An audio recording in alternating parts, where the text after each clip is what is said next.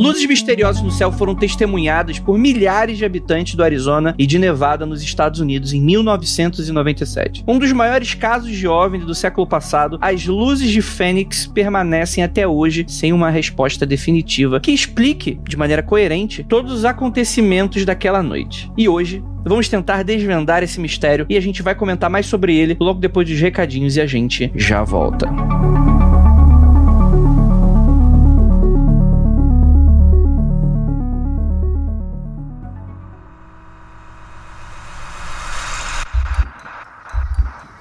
Não há nada de errado com o seu áudio. Adentramos agora através dos seus sentidos. Estamos preparando você para o que vai acontecer nos próximos minutos. Além do que conhece por tempo e espaço, o contato com algo além. Não conte para ninguém e nunca olhe para trás, pois este é Mundo Freak Confidencial.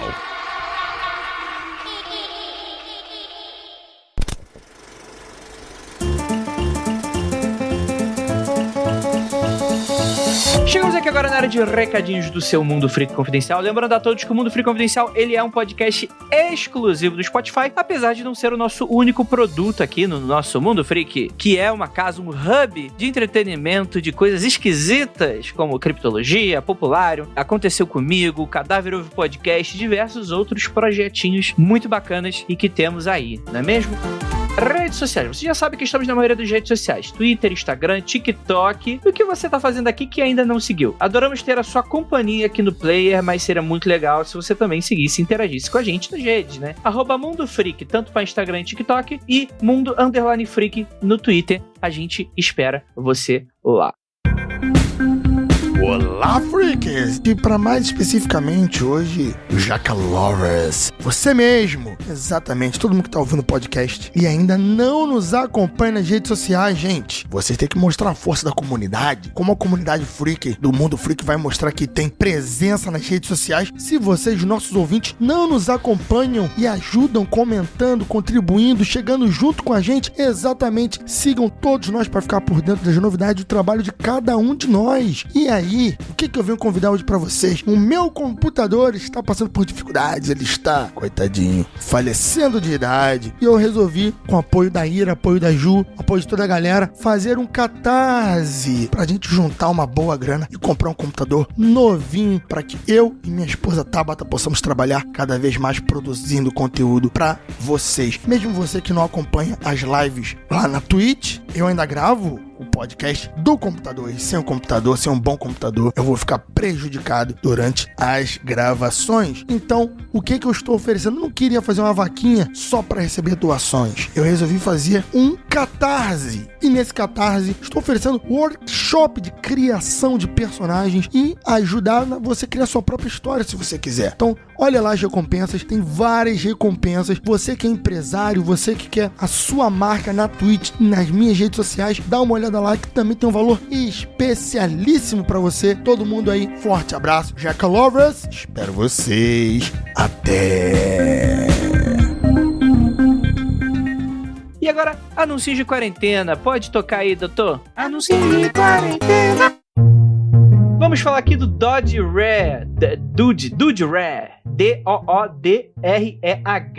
Vou deixar aí pra vocês o Behance dele e seu Instagram. E ele, segundo a própria descrição, né? Eu sou apenas um rapaz latino-americano sem dinheiro no banco, sem parentes importantes e vindo do interior. Tem 24 anos, viciado em Pokémon, novato no meio artístico e por esse motivo pequeno, mas aprendendo. Ele faz commissions de artes digitais de acordo com o seu desejo. Eu vou deixar pra você, gostei bastante da arte do nosso queridíssimo Dude e espero que vocês também curtam. Vão lá curtir o trampo dele, dar uma força, peça commissions, né? Bonecos, pessoas. O que você tiver na tua cabeça, tenho certeza que nosso queridíssimo amigo vai conseguir realizar pra vocês. E agora, bora voltar pra esse episódio que ficou insólito.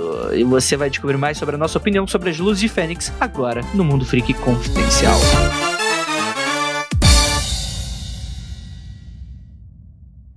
I'm Mo Rocca, and I'm excited to announce Season 4 of my podcast, Mobituaries. I've got a whole new bunch of stories to share with you about the most fascinating people and things who are no longer with us. From famous figures who died on the very same day, to the things I wish would die, like buffets. All that and much more. Listen to Mobituaries with Mo Rocca wherever you get your podcasts.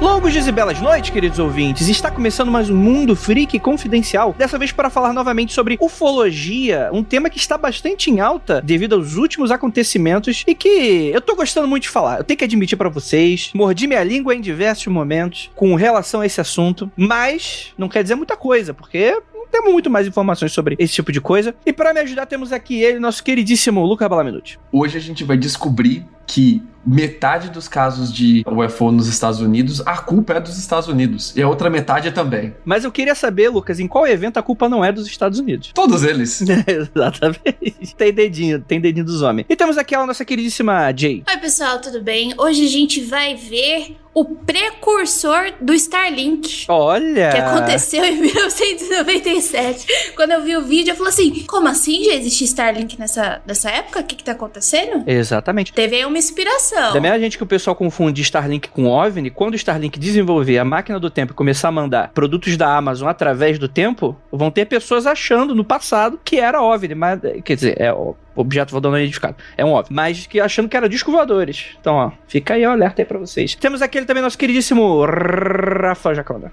Pessoal, hoje aqui eu vou enfrentar pesos pesados, porque hoje o Lucas e a Jay estão armados, eles estão equipados hoje. Armados e perigosos. E temos aqui a convidada incrível, vindo diretamente lá do YouTube, com seu canal. Camila, por favor, se apresente ao nosso ouvinte. Oi, gente, tudo bom? Primeiramente, muito obrigada pelo convite a todos vocês. Segundamente, vamos falar sobre OVNIs hoje, um assunto que eu amo. Finalmente, será que eu vou receber um reforço aqui de Joana Belívia? Ou será que eu estou sendo ludibriado? Camila Moraes, temos aqui uma questão no nosso podcast, um paradigma, que é o seguinte: existe uma guerra entre o bem e o mal, no qual eu não sei ainda qual é o bem e qual é o mal, mas que são entre os céticos e os believers. Então eu queria te fazer uma pergunta para oficializar aqui o qual lado dessa batalha batalha extremamente sangrenta, pessoas saem feridas, magoadas, chateadas, mas eu queria saber, você acredita no fenômeno OVNI? Você acredita? Como é que é pra você esse assunto? Então, eu tive experiência com ufologia. Vou dar aqui o parecer pra vocês primeiramente. Por que eu gosto de ufologia? Quando eu era pequena, quase ali próximo ao caso Varginha, eu vi uma luz no céu. Foi em 96 isso. Meu avô, inclusive, que me mostrou. E depois disso, aconteceu o caso Varginha e eu fiquei muito, muito, muito viciada em tudo quanto é conteúdo de ufologia. Beleza. Passa-se os anos e eu levei isso pro meu TCC de jornalismo. Eu escrevi um livro sobre ufologia e jornalismo, como que é essa parte mais investigativa, comparando a investigação jornalística com a investigação ufológica. Então, assim, eu fiquei basicamente 1 ano e meio pesquisando muita coisa. Estive em eventos, consegui pegar palestras de Eric von Däniken, de George Tsoukalos. Então, assim, eu entrei no livro, né, todo esse ano de TCC, muito crente pra sair cética. Na verdade, eu vou ser, assim, tem coisas que eu acredito, tem coisas que não. Eu vi muita coisa, como que eu posso dizer, sem tomar um processo na cara. Eu vi muita gente falando que não era pra falar aquilo, entendeu? Ou florear muito que não é pra ser floreado nessa área, né? Principalmente na questão espiritual da coisa, vamos dizer assim. Eu saí um pouco disso meio que, gente, como assim? Isso é um culto? Isso é uma religião? Isso é o quê? E isso me faz duvidar de muita coisa. A gente divide normalmente aqui ufologia, uma divisão assim imaginária, que não existe de verdade, né? Entre ufologia espiritual e ufologia de avistamentos, né? Que a pessoa vê alguma coisa no céu, talvez de uma nave, uma parada assim. E normalmente a gente não fala da parte muito de ufologia espiritual, justamente que é porque espiritualidade é muito mais complicado e vai muito mais do íntimo da pessoa, né? A gente fica mais nos casos de ufologia de avistamento, que, ao meu ver, são bem mais interessantes, assim. É um outro papo, né? Que no meu livro eu busquei mais um lado científico da coisa, um lado mais investigação, mais para um lado racional, assim, da coisa, sabe? Leia um livro. Eu tô aqui só no meu deleite. Nem vou falar nada, só vou ouvir, que eu tô felizona. O bom que os ouvintes, nesse momento, é o ouvinte. Quando o ouvinte é cético, ele começa a torcer por mim, porque ele sabe que é todo contra mim. Mas é sempre assim. Tirando o caso de Varginha. Varginha não existe. Varginha é só a cidade que existe. Eu ia ficar assustado aqui agora. Conspiração é que Varginha não existe? Enfim, e aí eu fiz o livro fazia mais ou menos uns 4 anos, desde que eu terminei o TCC, que eu meio que saí da área, assim. Não quis mais saber muito, porque eu fiquei muito frustrada com algumas coisas. Infelizmente, eu queria muito participar da comunidade ufológica do Brasil, por mais que eu tinha alguns receios, mas eu fiquei frustrada com algumas coisas, e ainda é uma comunidade um pouco mais fechada, assim, eu sinto, sabe? Principalmente para pessoas mais novas. A Cami queria acreditar. Ela foi I want to believe. E daí a vida acontece. Queria, e tomei 3 tapas na minha cara e falou, não, você não vai entrar aqui não, querida. Entendi. Eu acho que esse assunto ele é muito interessante. Quem sabe aí a gente consiga em algum momento falar um pouco, porque ufologia de fato no Brasil tem umas particularidades. Enquanto que nos Estados Unidos você tem essa área bastante abrangente, né? É muito comercial, né? Nos Estados Unidos é um negócio muito comercial. Aqui tem a parte comercial, mas também essa parte espiritual é muito forte. Eu acho que isso é uma das características muito particulares do Brasil, que é a nossa espiritualidade, ela se mescla muito, né? Você tem pessoas que, sei lá, católico falando de Astacheran. Sabe o que falta no Brasil, que eu vejo muito aqui? É ordem e progresso. Tem coisa demais, não vem querer que tá faltando não, já tá bom, tá bom assim. Falta o SUS aqui também nos Estados Unidos, então tá uma troca boa. O que falta aí no Brasil, que eu vejo muito aqui, são pequenos clubes amadores de ufologia, que tem muito nos Estados Unidos. Toda universidade tem seu grupo de amador de ufologia, toda cidade, assim, com um pouquinho mais de habitante, que não é muito pequena, tem o seu próprio grupo, como se fosse um Rotary de ufologia. Você não tem Rotary em toda a entrada de cidade no Brasil, você vê a placa do Rotary? Falta isso, só que de ufologia no Brasil. Uma coisa que a Cami comentou, que eu nunca tinha parado pra pensar sobre, é sobre comunidade de ufologia. Eu nunca soube da existência da comunidade de ufologia. Opa! Mas tem. Não, assim, tô falando desde da juventude, né? Hoje em dia tem muito podcast, youtuber que tem sua própria comunidade, aquela galera que faz fóruns e tal. Mas quando era novo, eu nunca me preocupei em fazer parte de comunidade. Sempre eu comprava as revistas, ia na curiosidade, nunca... você gosta, vamos trocar... Eu sempre ia no aleatório. Normalmente, as revistas giram em torno de um grupo de ufologia. Pelo menos no Brasil era assim, né? Você tinha um grupo de ufologia, aquele grupo se preocupava em fazer a revista, em tentar comercializar a revista e tal. Então sempre teve no Brasil, assim. É que a quantidade sempre foi muito pequena, era uma parada, faltava investimento, faltava achar o próprio nicho, assim, né? Aqui é mais centralizado, né? Mas fora que eu também não vejo muita gente nova participando desses clubes de ufologia. É mais na instância da internet, de fóruns e etc. Falta o arquivo X pra essa galera nova. Eu acho que nesses grupos aí, né, que enfim, eu tive experiências, falta um canal de conteúdo, falta um pouco, colocar um pouco mais a internet nesse pessoal, entendeu? Fazer eles, sabe, algo mais digital. Uns aliens dançando no TikTok. ZTzinho, né? Ia ser engraçado. Isso aí é problema de país de primeiro mundo. O Brasil já tá preocupado com prioridade. Com não morrer, né? Gosto de ufologia. Vou falar com meus alunos sobre ufologia, eles olham assim... Hã? Tipo... eu sei que a gente já viu o filme, professor, mas isso existe? Aí eu... Então vamos lá, já entendi, Cami. Mas assim, eu acho que pra gente também não criar qualquer confusão aqui, eu já entendi, eu acho que você é muito parecida comigo. Gosto muito do assunto, me interesso. Tem coisas inexplicáveis que a gente fica balançado, o coração dá aquela palpitadinha. Sabe aquela palpitadinha que o ouvinte também conhece? Aquele ouvinte que finge que é cético, que fala, não, eu tenho um senso crítico extremamente apurado, mas sai notícia, o coração dá aquela palpitadinha, começa né? Então é a pessoa em cima do muro. Acertei? Nossa, esse é o ponto. Exatamente, esse é o ponto. Porque assim, como eu pesquisei e atualmente estou pesquisando porque eu quero ainda adicionar, porque assim, meu TCC foi aquela coisa bem quadradinha, né, de universidade, assim. Então, eu não conseguia colocar muita coisa, enfim, e agora eu quero adicionar pelo menos mais 2 capítulos de atualizações de 2017 pra cá, né, de casos, de avistamentos e tudo mais, eu quero adicionar. Então eu tô esse ano aqui, uns 2, 3 meses pra frente, procurando casos e pesquisando e fazendo entrevistas, enfim, pra colocar no meu livro. Então assim, às vezes chega um negocinho, a gente fica, ai, será? Mas aí a gente tem o outro lado, penso, né, do ceticismo ali. Seu livro foi publicado? Vai ser publicado? Onde que a gente te encontra com esse livro? Então, eu tirei, ele tava, na verdade não foi, eu coloquei num site pra vender, acho que foi no Clube dos Autores que eu coloquei pra vender, mas eu tirei de lá e tirei da outra plataforma, acho que eu tinha colocado no Hotmart também, mas eu acabei tirando porque eu vou fazer essa reedição, né? Então, logo mais, vamos ter aí.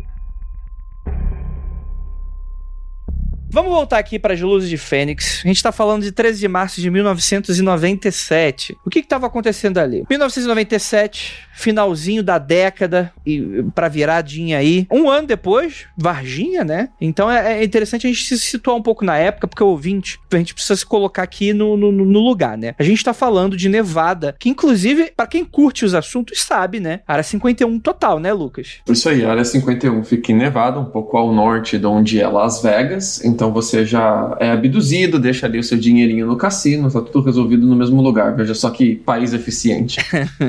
E ali é famoso por ter muitas bases da Força Aérea. Desertão, né? Pra teste, essas coisas, né? Exatamente, né? Você tem ali em Nevada a Creech Air Force Base, a Nellis US Air Force Base e a Bridge Base Incorporation. E ali você tem um aeroporto de pouso para pilotos de teste, né? Que é o Homey Airport. E, inclusive, o caso que a gente está falando hoje é um caso que ele começa em Nevada e termina no Arizona. E isso é muito interessante, porque tem um grande deserto que conecta os dois estados, né? Não tem quase nada nesse espaço entre uma coisa e outra. Não tem cidade, não tem posto de gasolina. É um deserto mesmo, galera. Plano. Você de Nevada consegue ver lá Fênix, lá se você tiver em uma altura o suficiente. Tem 1 ou 2 montanhas só na Floresta Nacional de Prescott, né? E ali perto de Fênix tem mais uma outra porrada de base militar, né? Você tem uma da Marinha, você tem a Luke Air Force, você tem a Marine Corps e você tem a Yuma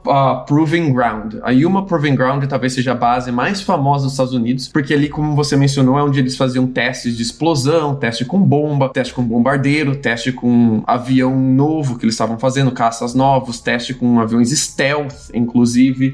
Então você tem entre Nevada e Arizona essas áreas de teste tanto para arma quanto para força aérea, e nos dois estados você tem essas bases, né? E é exatamente onde as luzes de Fênix vão ser vistas, primeiro em Nevada e depois em Arizona. Muito interessante, né? O evento acontece entre as 19 horas e as 22 horas, então a partir da noite, e você tem o avistamento de diversos objetos, luzes no céu, que cobriam essa área de 480 quilômetros entre os dois estados, né? E isso é muito interessante porque lembra demais o Noite Oficial dos OVNIs nesse cenário, né? Por mais que você tenha muito da presença militar, né? Muito militarizada, então isso dá um pouco de carga de não foi uma pessoa aleatória que tava ali no meio do mato. Não, tipo, tinha um grau de que se podia investigar, né? Que você tinha pessoas que poderiam fazer relatórios e pessoas que até atribuem-se mais confiança do que uma pessoa comum, né? Que poderia inventar alguma coisa, sei lá, o militar ele vai arriscar ali a carreira dele se ele quiser ficar sacanagem com relação a isso, né? Mas é interessante que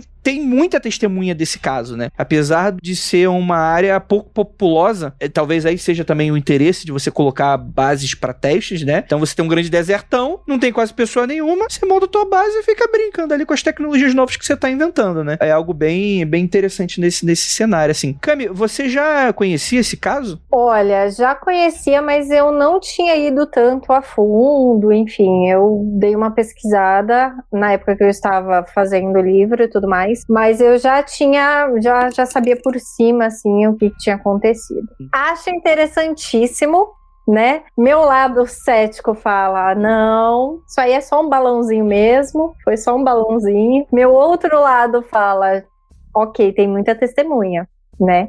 Tiveram várias testemunhas. E testemunhas também, né, dessas bases, né, mais militares e tudo mais. Então, assim, mexe um pouquinho comigo, esse caso em particular. O que me lembrou muito, saindo agora esse relatório, né, que saiu aí dos órgãos de segurança americanos, né, eles falam muito de que esses avistamentos eles são sempre vistos em áreas de teste, de treinamento militar, são em áreas de base mesmo, né. Naturalmente, né, o próprio relatório afirma que pode ser um pouco de viés de confirmação, que afinal de contas, como são eles que estão fazendo os relatórios dos avistamentos, eles estão vendo o que está em volta deles, né? Eles não estão em outro cenário, em outro contexto, né? Então, o grau de pesquisa é grande. Mas isso já mexe muito um pouco com essa questão da ufologia, que fala sobre um certo interesse, sendo extraterrestres, né? Mas um certo interesse dessa galera da nossa tecnologia, né? E da área de segurança e dos testes, né? Quase como se fosse uma pesquisa, tipo assim, em que nível tá essa galera? O quanto de estrago eles conseguem fazer se eles saírem desse planeta, né? É algo nesse cenário, ou então até talvez um interesse de pacificação ambiental e de pacificação, de que é uma galera que ele tá sempre muito de olho em testes de bombas nucleares, tá tendo muito interesse em armamentos no geral, assim, então fica um pouco dessa pulguinha atrás da orelha dentro desse cenário também, né? E é interessante que como aconteceu assim na noite oficial, começa com as descrições de um policial, né, que vai ligar pro Centro Nacional de Relatos de Ufologia depois de 20 minutos. Ele vê uma nave, vamos dizer um objeto, né? Ele vê um objeto em forma de V atravessando os céus e ele fala, meu Deus do céu, o que tá acontecendo? E ele liga, né? E isso é muito interessante, que a partir daí vai começar os relatos mais aprofundados e diversos testemunhos. Vai ser um período agitado ali naquela noite, né? Naquele dia, naquela região, né? Rafael, você já conhecia o caso? Sim, inclusive, quase que eu te mandei mensagem sobre ô Andrei, você está louco? A gente já gravou sobre isso. Aí depois eu vi que a gente comentou num daqueles... um caso curtindo o programa, né? Mas a gente não fez um sobre, porque esse caso é bem clássico, bem popular. Conhecia bastante já. Eu julgo dizer que depois de Roswell vem as Luzes de Fênix como mais importante, mais falado. Dos casos americanos, com certeza. Dos casos americanos, ele é o segundo mais falado, né? Depois vem o Bob Lazar com a Área 51 em terceiro. Jay, não toque no menino Bob. Não faça isso. Eu fiquei quieta. O pior ainda é o Romanek. Ah, sim, não. Ó, se for falar mal do Romanek, eu vou embora. Parou. Pra parar. Rafael, vai se ferrar. Você não vai defender Romanek nesse podcast, não. O extraordinário caso Romanek. Vocês tenham respeito, por favor. Por favor, use a palavra correta. O extraordinário. Ó, como uma área de contenção, a gente gravou um episódio sobre o Romanek pra ficar ali. E falar, Romanek, ali, ó. Escuta aquele episódio. Isso só. Não, eu não quero mais menções, mas, cara, complicado, gente. Muito complicado. Tudo bem, o desapego do Romanek fala só do elemento 115 só. Se ele tivesse lançado isso como um filme de terror, ia ser muito maravilhoso, mas muito maravilhoso. Agora, quis fazer firula, aí ó. Queria deixar claro que eu não falei nada do Bob Lazar, fiquei quieta. Vocês que interpretaram aí. A Jay tá com trauma do Bob Lazar.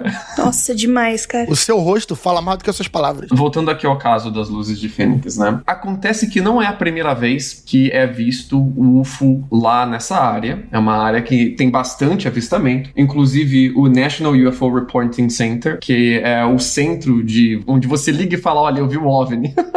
Lá nos Estados Unidos existe essa agência, existe esse órgão, né? Ele é tanto um órgão público quanto um órgão colaborativo da comunidade. Rola verba do governo americano dentro desse órgão, mas ele é mais feito por voluntários mesmo. Mas normalmente quando você vê um UFO, você não tem o que fazer, você liga pra esse lugar e fala, olha, eu vi um UFO, que eles vão ali catalogar suas descrições, né? E parece que já tinham mais de 200 OVNIs que tinham sido catalogados até aquele momento nessa região, e a maioria desses OVNIs tem uma ou duas características na descrição que batem com o avistamento das luzes de Fênix. Dessas características que batem com o avistamento, as duas principais são: o objeto voador tá em formato de V, um formato triangular, ou são vários objetos em formação em V, que fica aí o debate se é um ou se são muitos objetos em formação, né? Mas parece que os objetos estão fazendo um formato triangular de V no céu. E a segunda é luzes que vão fazer o limiar desse objeto. São glóbulos de luzes que vão, então, fazer o outline desse objeto, né? Vão fazer a silhueta desse objeto, marcando para você o triângulo. O que se um objeto que tá tentando ser stealth, que tá tentando não aparecer, ele tá falhando miseravelmente. Porque desde os anos 60, ele já tá aí aparecendo e reaparecendo por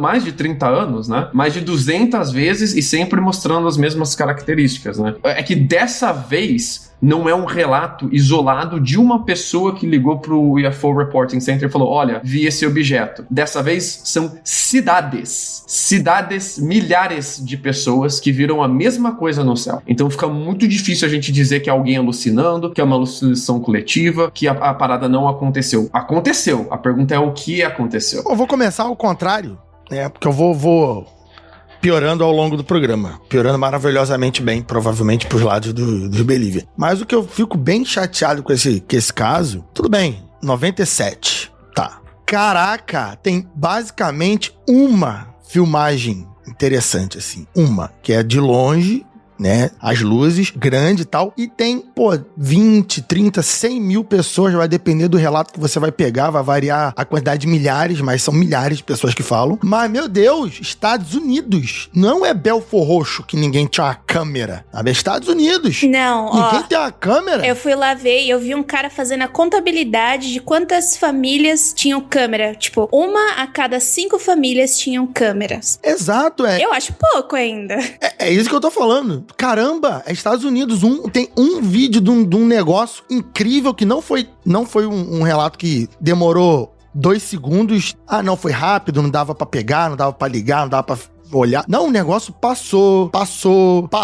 E só tem uma filmagem. Isso me deixa maluco, tá? Eu tenho 2 explicações para isso. Aqui caindo mais pro lado do Believer. A primeira é que todas as pessoas que tentaram falar sobre isso depois foram muito ridicularizadas. Muito. Todo mundo caiu de pau em cima delas. A gente vai falar mais sobre relatos específicos depois. E a segunda é que você tem o avistamento sendo feito e confirmado por 2 aeroportos de Fênix. O aeroporto internacional e o aeroporto militar. Os 2 viram no rádio, os 2 viram a olho nu. E os 2, teoricamente, teriam que ter filmagem porque eles estão filmando o tempo todo. Sim. A pergunta é por que a gente não tem acesso a isso? Você tem as filmagens do aeroporto. Eles têm que ter feito isso. E isso foi as bases militares ali foram acionadas imediatamente depois do avistamento. Inclusive há relatos confirmados de que eles levantaram caças depois. Então você era para ter essas filmagens dos aeroportos, tanto do comercial quanto do militar. A pergunta é por que a gente não tem acesso a isso? Porque a filmagem tem. Então, mas aí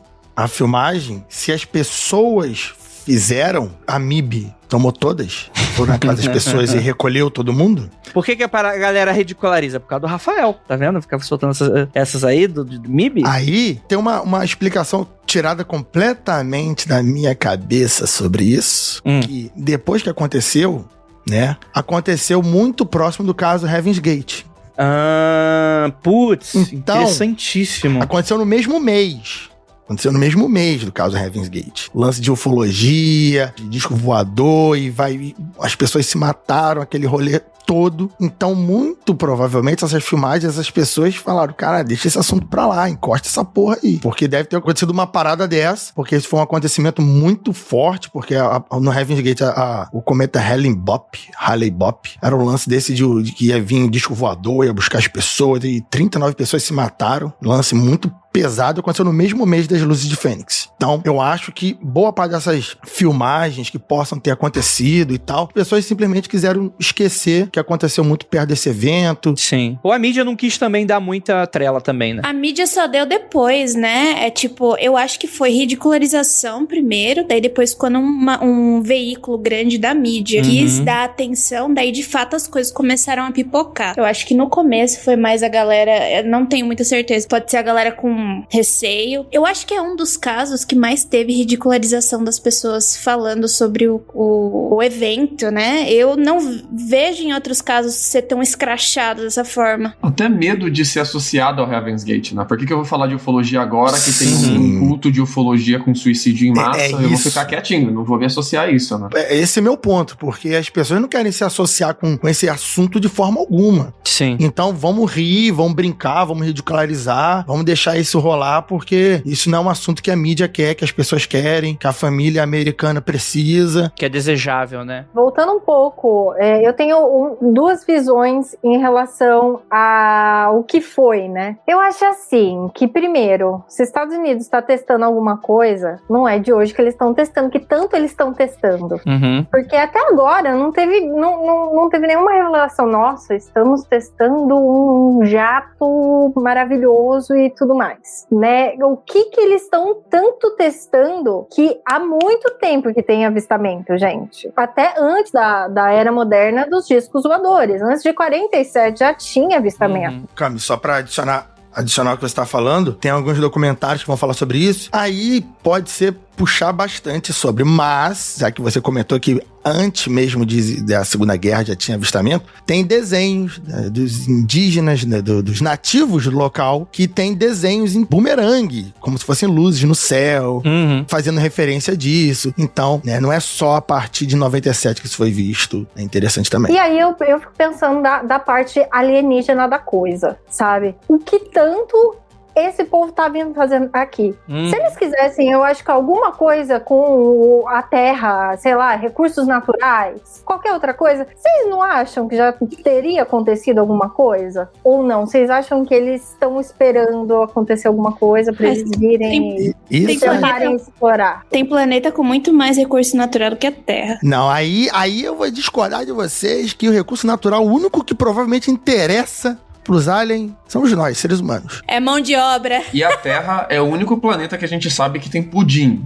tá bom? Então... essa teoria o Lucas já levantou e eu concordo totalmente. Tem pudim em Netuno? Não tem pudim em Netuno, bicho. Aqui que eles têm que vir. Nunca foi pra Netuno? Pra mim não cola esse negócio de recurso natural, não. A não ser que queiram escravizar a gente. Daí sim. Mas de recurso natural, não. Respondendo um pouco o que a Cami tinha perguntado do que eles tanto testam lá, né? Os primeiros aviões stealth foram testados lá. O U-2, que dá nome à banda, foi testado lá. Ah, que susto. Eu pensei que fosse o Bonovox que tinha sido testado lá. O South Park já falou pra gente o que o Bonovox é, o número 2. O U-2 foi testado na década de 50 e há relatos que batem com os testes do U-2. Então a galera deve ter visto o U-2 mesmo que voando pra lá e pra cá, mas o U-2 não teria luzes no céu, né? Serão relatos diferentes. É um avião stealth, né? Liga aqui umas lantejoulas e vambora, né? Não faz sentido nenhum. O A-12 Oxcart e o 71 Blackbird, que são famosíssimos ali, fazem parte da Guerra Fria, foram testados lá. Teve um MiG-21 soviético que os Estados Unidos abateu, fez engenharia reversa e testou voar com o MiG-21 pra ver como era combate aos caças soviéticos ali naquela área. Então eles fizeram bastante teste de como seria lutar contra o MiG-21 naquela área. Depois o F-117 Nighthawk, esse tem formato de triângulo, de bumerangue, igualzinho que a galera descreve nos OVNIs. Eu ia falar bem,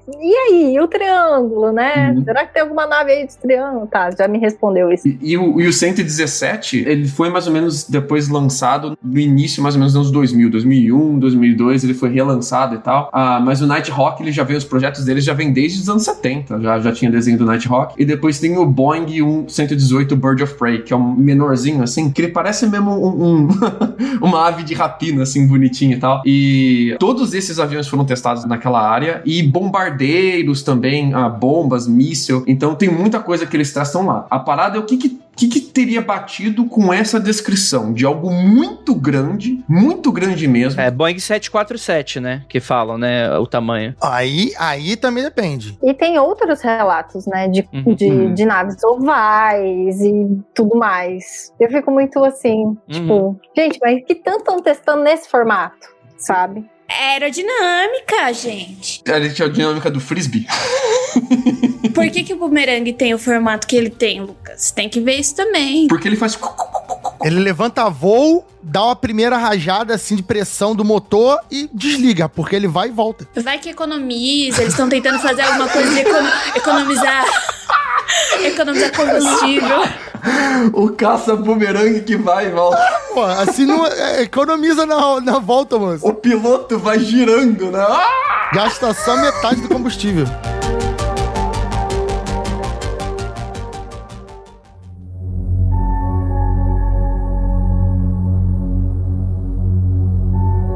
Eu acho que esse assunto ele é polêmico. Eu acho que inclusive valeria a gente talvez chamar um engenheiro aeronáutico pra conversar com a gente, porque esse assunto ele leva a gente pra alguns questionamentos. O primeiro é que raramente, por mais que a gente tenha certos padrões de formas desses objetos, tem o de triângulo, tem o que aconteceu lá em Hasdalen. Eu acho que tem uns que foram triangulares, né? Que é Europa, né? Mas ainda assim, poxa, são formatos triangulares, são formatos piramidais, são formatos arredondados, são formatos aquele arredondado mais achatado, tipo de escovador clássico. Tem aqueles que, não sei se chegam a ter esféricos, mas eles são mais gordinhos. Tem os que tem formato de bola de futebol americano. O que eu ia falar justamente era que, tipo assim, não me parece ser uma galera muito preocupada com a aerodinâmica, nesse sentido. Porque os formatos, eles são muito malucos. E outra coisa é que tem uma questão que quando a gente tá falando sobre uma linha tecnológica, a questão aeroespacial, principalmente para uso militar, ela floresceu muito no século XX, principalmente por causa das 2 Segunda Guerras. Mas elas seguem uma linha. Por mais que você tenha a diferença, por exemplo, de um helicóptero para um Boeing, ou vamos ficar falando só de avião,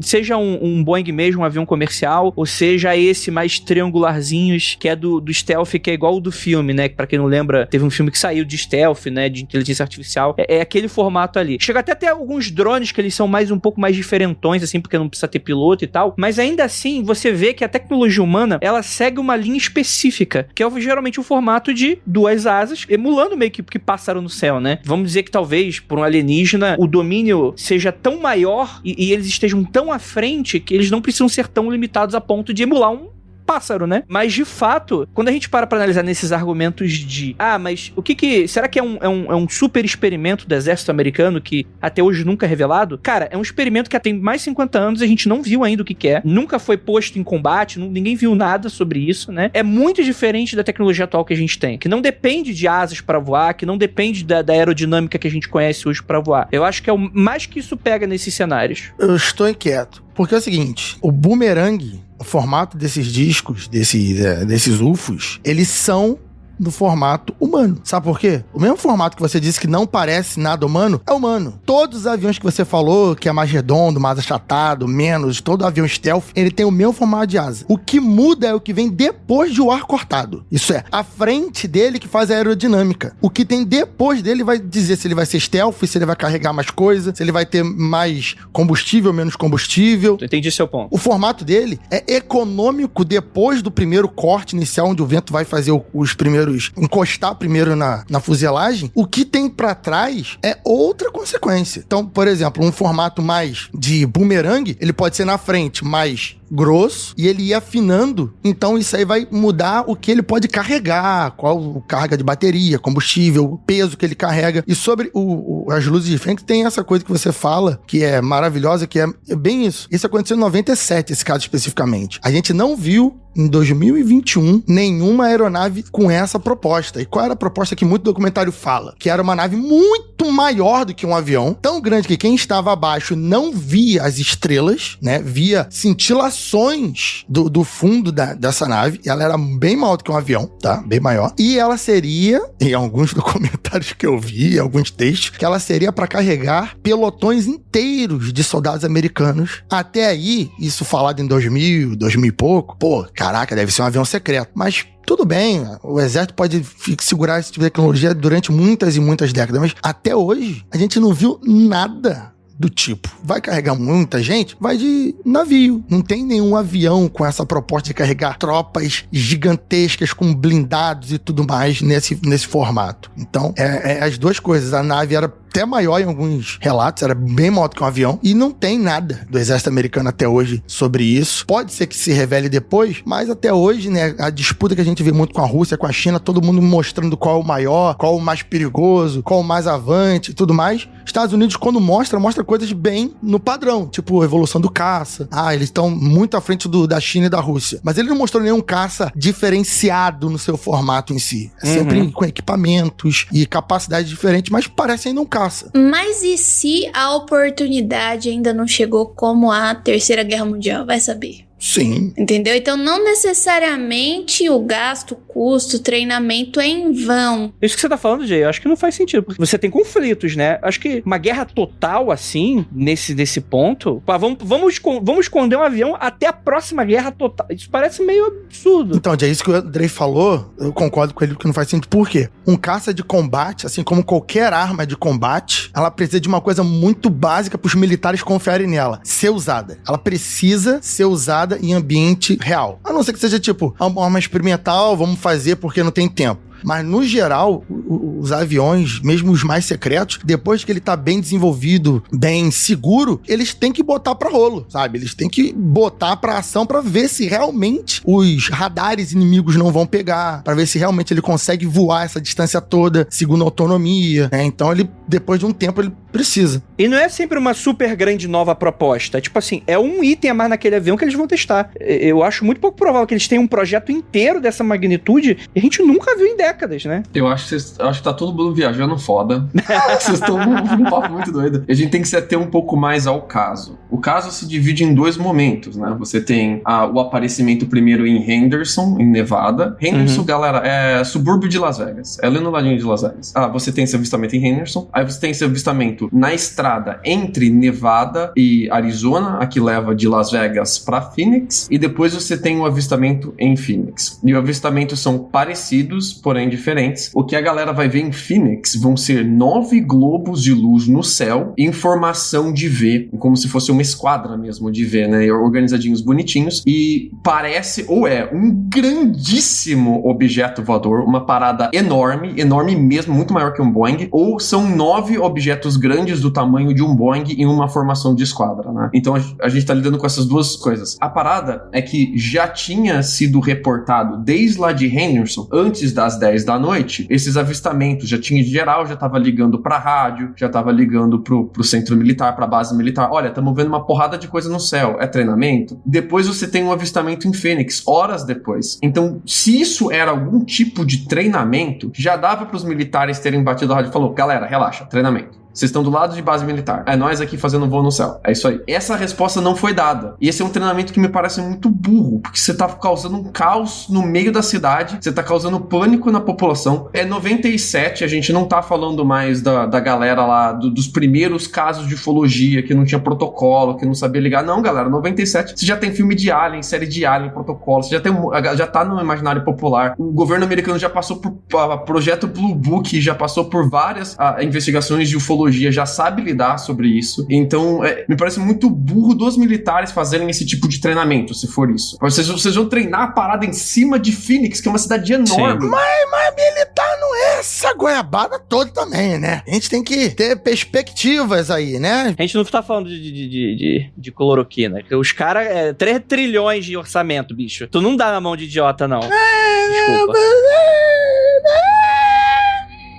Mais ou menos. Militar não diverge tanto, não. O Lucas estava falando da questão das diferenças de visões das luzes que a gente estava vendo no céu. Isso é muito uma questão de perspectiva também, de onde você tá. Então, essas aparições aí meio que diferentes, tem 9 luzes, tem 5 luzes, e daí se você tá em locais diferentes, eu acho que faz bastante sentido, porque conforme a angulação, até quando você tá vendo constelação, estrelas, se você muda um pouquinho, você já não consegue mais identificar a constelação. Então, eu não acho que isso seja um problema muito grande de serem coisas diferentes que estão vendo no céu. É que eles te dão o mínimo, né? Se alguém viu 9, são pelo menos 9 luzes, né? Porque não tem como você ver mais luzes, a não ser que tenha algum fenômeno atmosférico muito doido de refração acontecendo ali. Mas a gente tem pelo menos 9 luzes no céu, ou um objeto gigante ou uma esquadra de objetos, né? Eu queria me atentar também das luzes. A gente não comentou muito das luzes. Quando a gente olha no vídeo, eu brinquei um pouco no começo sobre a Starlink, só que assim, não é nada comparado com a Starlink na questão de brilho, é uma bolota gigante, muito luminosa, e assim, quando você pensar, deve ser um avião. Só que daí quando você vê um avião, é umas luzinhas piscando bem sutilmente, vermelho e azul, entendeu? Só que esse não. São globos de luzes mesmo, né?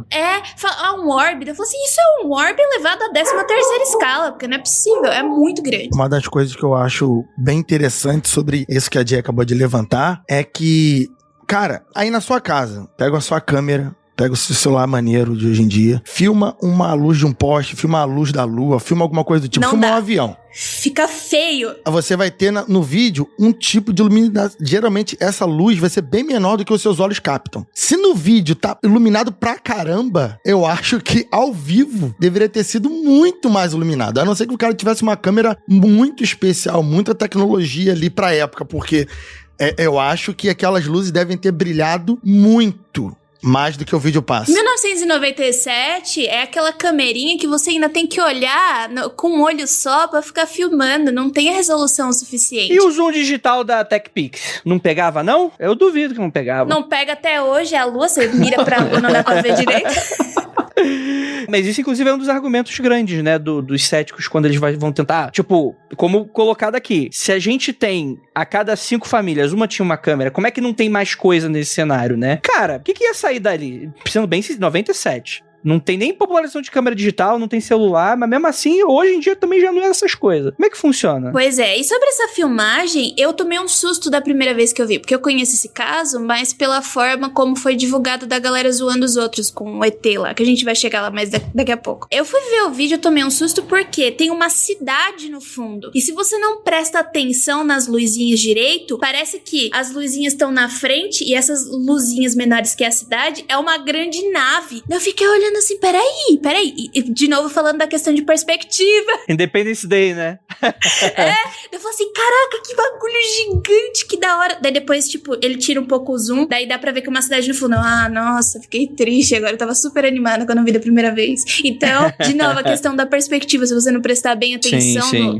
Nos elementos, você vai ver coisa que não tem, entendeu? Então, sobre isso de ter poucas filmagens, eu acho que cai naquilo que a gente tinha falado também, de ridicularização. A gente pensa nos americanos perfeitos e tal, e bonitinhos. Imagina se uma família vai lá e me divulga um vídeo desse. Como que não vai ficar a reputação dessa família também? Então, assim, eu acho que muitas pessoas filmaram, mas não tiveram tanta coragem de expor. Eu concordo com isso, mas eu acho que tem até algo além, né, nesse cenário, assim, porque eu fico muito me perguntando, porque esse lance da ridicularização, ele é um problema grave nesse cenário. Eu entendo que é uma forma de defesa, porque, tipo assim, o mundo já tá um caos. Você tem muito problema pra se preocupar do que você ficar colocando um medo encegueirado na cabeça das pessoas com relação a coisas que você não pode fazer nada, ou então que às vezes você não quer, cara, tipo... E aí você vai... Aí o que é ufologia? Aí tu vai pensar em doido, falando sobre isso, fala, mano, não dá tela pra isso não, tipo, isso nem existe. Então, tipo assim, a pessoa vai olhar o negócio do céu, às vezes fala, mano, é estrela, não vou nem prestar muita atenção. Quem vai gostar é a galera que gosta mesmo. Aí a Jay falou brilhantemente, a pessoa tá num ângulo específico, com uma fonte de luz específica, de uma altura específica, ela vai olhar um negócio que às vezes não é nem aquilo que ela tá achando que é. Vamos dizer, por exemplo, do formato do V, por exemplo. Eu, com essa quantidade de relatos, que é muito pequena, é tipo assim, ela é muito grande, tipo assim, ó, eu vi algo e tal, mas com poucos detalhes. Eu não consigo falar se não houve uma confusão e essa forma de ver de uma nave não possa ser a formação de várias outras, eu tô falando nave, né? Vários outros objetos em formato de V, né? Isso é um problema muito clássico da ufologia, que é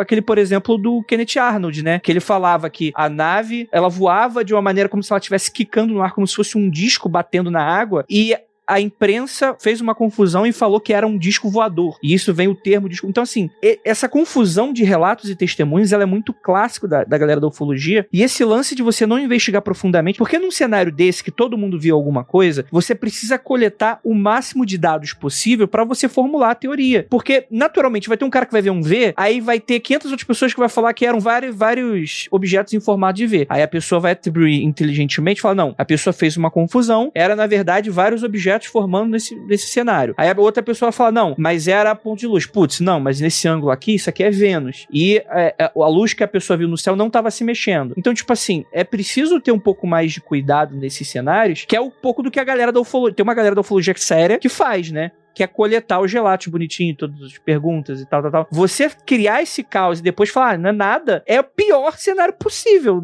dentro desse tipo de investigação. Mas eu tenho colegas de trabalho em Phoenix, tenho amigos que moram em Phoenix, que é uma cidade grande. Uma hora ou outra, todo mundo acaba passando por Phoenix aqui nos Estados Unidos, né? Uma empresa vai te mudar de lugar, você vai conhecer gente de lá e tal. E eu fui atrás dessa galera perguntar pra eles, da galera que é mais velha, né, que eu. Você tava lá em 97? E eu coletei relatos que não haviam sido coletados de novo. Eu trouxe eles pra vocês. Uma colega de trabalho que trabalha comigo, uma diretora da empresa, ela tava lá, ela tava jantando no apartamento, na casa dela lá, e o tio dela tinha ligado no telefone fixo, olha só a residência, telefone fixo da casa dele, e falou, galera, vai pro quintal que tem luz no céu. E quando eles foram pro quintal, eles estavam num subúrbio de Phoenix, né? Eles viram que geral tava indo pro quintal, o bairro inteiro foi ver isso, e a galera viu ver no céu. Esse é um bairro que fica ao sul de Phoenix. E o relato que ela deu era 9 luzes, globos no céu, formato em V, parece ser uma parada realmente muito grande. Muito grande pra ela, não consegui entender direito o que é muito grande pra ela. Mas parece que cada luz, cada globo teria pelo menos um objeto do tamanho de um avião comercial hoje em dia por detrás daquilo. Então, pelo menos isso. O outro relato que eu peguei foi de um colega meu que mora em Phoenix já faz um tempo já também. E ele tava lá naquele dia por acaso, porque ele tava indo em uma convenção da faculdade, do tempo que ele ainda fazia bacharelado. Ele tava no apartamento dos dormitórios da faculdade, que fica ao norte de Phoenix. E ele saiu pro campus, e porque tava todo mundo saindo pro campus, e o campus inteiro viu as luzes no céu. De novo, formato em V, 9 globos no céu, um objeto muito grande por trás de cada globo. Os dois relatos muito parecidos. Eu peguei mais 2 relatos um pouco menores, de pessoas que disseram que viram através da janela, mas não deram bola. Aí eu vi também, tava todo mundo falando disso, tinha um burburinho sobre isso naquela noite. Eu botei a cabeça pra fora da janela e eu vi também. São pessoas, pelo menos, mas eu vi luzes no céu, só isso, só que elas me deram. E o que foi interessante pra mim não é o relato do acontecimento, mas do pós-acontecimento. Porque isso virou Varginha de Fênix. No dia seguinte, só se falava das luzes de Fênix. Só se falava disso. Ninguém conseguia falar de mais nada na cidade. Ficou todo mundo muito bolado. E não tinha nenhuma nota no jornal, não tinha nada do jornal falando, olha, todo mundo viu luzes no céu ontem. Não saiu nada no jornal. Imagina a cidade inteira vendo luzes no céu, todo mundo falando disso e o seu jornal local não fala sobre isso. Não tinha nenhuma nota oficial, nenhum parecer de oficial também. E 97 demora mesmo. Às vezes você pode pensar, vai vir ainda, né? Passou-se uma semana e nada, de novo. Ninguém falando sobre isso. E a cidade inteira ficou muito, muito chocada com o fato de nada saindo na mídia e nada sendo saído pelas autoridades. Talvez por medo de falar sobre esse assunto, talvez por tabu, não porque é realmente alienígena e tal, como a gente bem falou, mas isso virou ET de Varginha lá em Phoenix, né? Então eles têm diner com temática assim, eles têm a franquia de hambúrguer com temática assim, tem estátua, tem parque, virou tipo um folclore local mesmo assim. Mas as pessoas se perguntam, o que você tava fazendo no dia das luzes de Fênix? Então tipo, é comum as pessoas trocarem essa figurinha lá assim. A gente sabe o que aconteceu, a gente só não sabe que diabos era aquilo. E eu tenho certeza que não foi balão, que eu já vi umas pessoas falando, é balão. Aquilo não é balão nem por um cacete, nem ferrando. Inclusive tentaram replicar a hipótese do balão, né? Tentaram reconstruir o experimento falando, esse tipo de balão meteorológico ou balão de teste militar, vamos tentar fazer de novo. Eles tentaram de todo jeito replicar, de todo jeito não, né? Foram 2 tentativas, replicar, e o balão não fica naquela esquadra nem fudendo por muito tempo. Eles vão se dissipando, né? Conforme o ar vai batendo, a tendência maior de direção do ar acaba empurrando todos por uma linha só, convergendo para um ponto muito parecido. Então os balões não ficam naquela esquadra por todo aquele tempo, e eles não conseguem fazer aquela luz também toda que o balão fazia. Você não consegue fazer uma mega fonte globular de luz, a não ser que você coloque realmente globos de luz no balão só pra fazer isso, né? O que não parece que é a intenção de ninguém é colocar globos no céu pra chocar uma cidade, né? Eu vi um experimento que eles tentaram replicar, que foi com um avião que tem flare, sabe?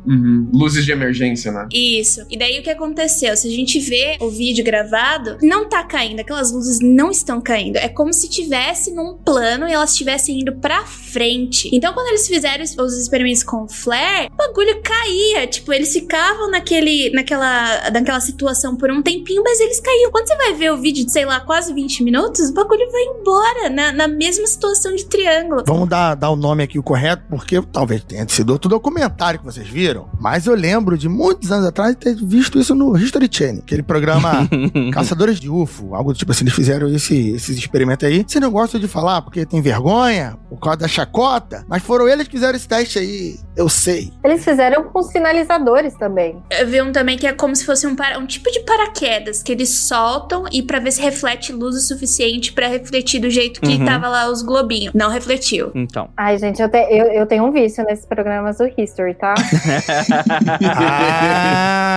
Estamos vendo aí que não é tão assim, Zé. É? Me coloca na frente de um Alienígenas do passado pra vocês verem.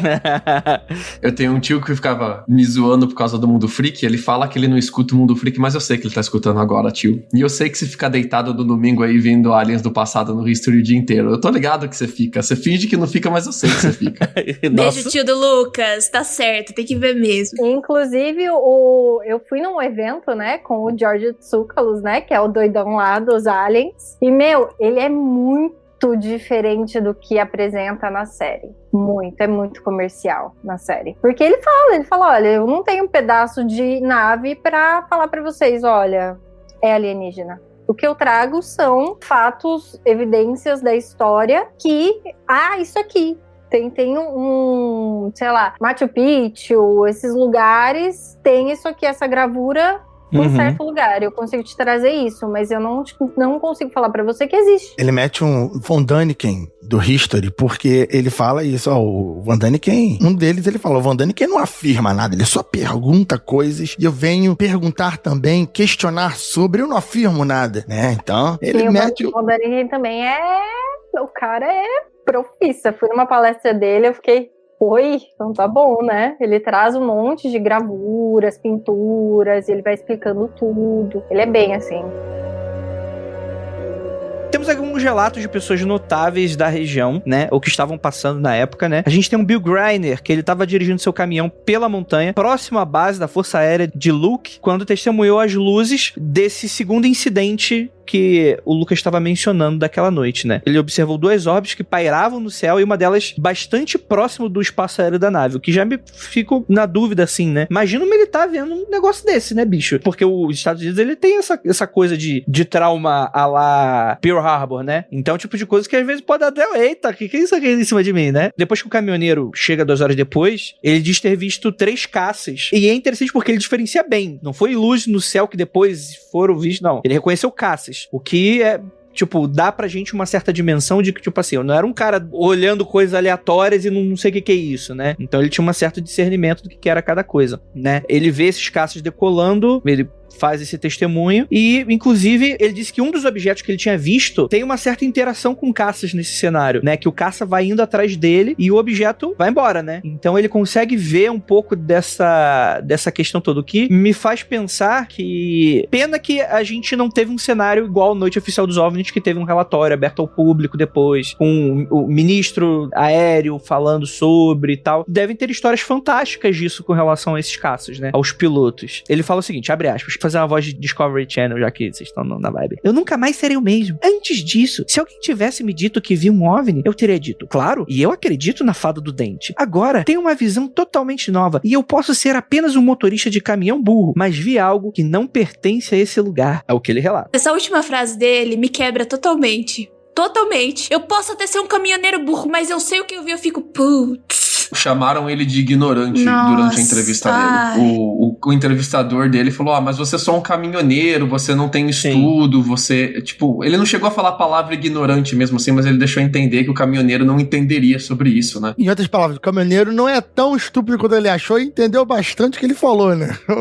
Comeu o entrevistador ali na miúda. Eu queria deixar bem claro que eu não gosto do jeito que esse caso foi lidado na mídia. Eu acho muito estúpido, eu não acho que a gente tem que tratar as pessoas dessa forma. Eu e o Fife, eu não gosto do Fife. Não, calma aí, depende da pessoa também. Não, tudo bem, mas assim, por exemplo, esse caminhoneiro, ele não tava falando assim, ele falou de casa. Não, sim, claro. E também o negócio que o Fife fez, que a gente vai chegar lá, eu não gosto do Fife. Assim, tudo contra você, amigo. Não gostei. Que pena que não tinha nenhum brasileiro de 2021 lá pra falar, jantou cedo, hein, caminhoneiro. Mas não teve. tem o Fife aqui, né, que quando a Jay falou, não é Pfeiffer não, tá? Igual a atriz, né? Fife mesmo, é o Fifi.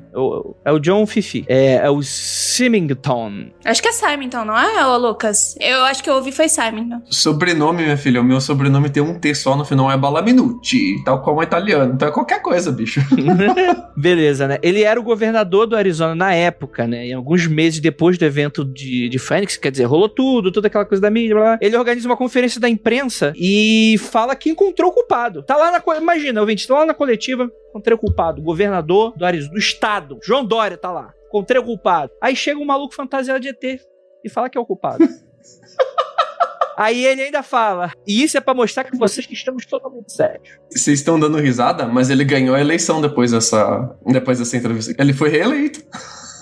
Ele é pior do que eu quando vim aqui com aquele negócio de alumínio, sabe? Que eu vim pro Bob Lazar, eu vim com meu capacete de alumínio. Isso aí prova. Eu já falo isso há muito tempo. Aqui nos Estados Unidos e no Brasil, é mesmo o pessoal que vota, entendeu? Não, mas brasileiro é burro. Os brasileiros sabem votar. O americano sabe.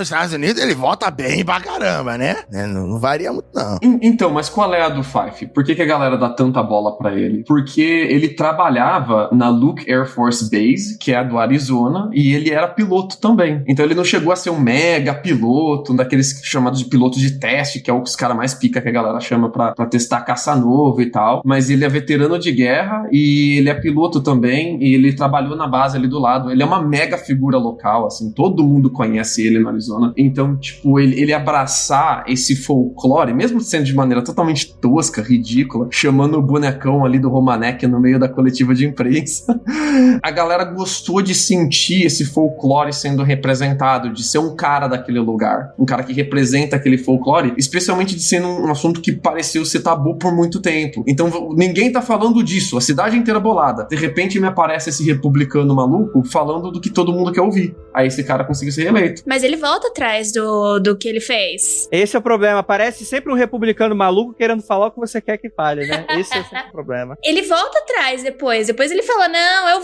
eu também vi as luzes no céu. Daí eu falo assim, amigo, e aí, você decide o que você quer fazer. O que torna tudo mais ridículo ainda, né? Então, por mais que, tudo bem, o Lucas falando, abraça esse folclore, mas você também ridiculariza a situação. Não, claro. E daí você volta atrás, assim... Ele é uma pena, porque ele é a única conexão que a gente tem, nesse caso, com os militares de verdade. Porque ele não é militar, né? Ele é veterano. Não, mas tem acesso, né? Então, ele é o cara que tem acesso aos militares e ele diz que ele falou com o comandante da base de Luke e ele é amigaço dos caras lá da base de Luke, ele veio de lá, é o cara que passa a verba pra lá, entendeu? Então, tipo, ele é o cara que ele tá mega conectado lá dentro e também teria falado com a Guarda Nacional, porque ele tem as reservas florestais indígenas também, e ele teria falado com o Departamento de Segurança Pública americano e quando ele disse que ele falou isso, eu tenho mesmo os documentos, eu fui atrás, eu pesquisei, eu perguntei e tal, que é pra gerar esse buzz mesmo pra campanha de reeleição dele, né? Mas me parece no ponto de vista de ciência e de ufologia, me pareceu assim meio que desperdício esse cara ter feito esse circo todo pra reeleição dele, né? Porque daí a gente acaba que essa única fonte de conexão com os caras mesmo que a gente tem tá a fim de fazer festa, tá a fim de fazer ciranda em vez de fazer ufologia, né? Aí fica complicado. Seria muito mais bonito, eu acho, chegar e falar, gente, a gente não sabe o que tá acontecendo aqui. Sim. A gente tá investigando, só que a gente precisa de um tempo pra investigar isso. E aí? Eu imagino o comandante da base de Luke falando pra ele, não fode, né, bicho? Não envolve isso, cara, não foi meu nome. Pfeiffer, se você estiver ouvindo este podcast, poxa, Pfeiffer, você podia ter feito mais.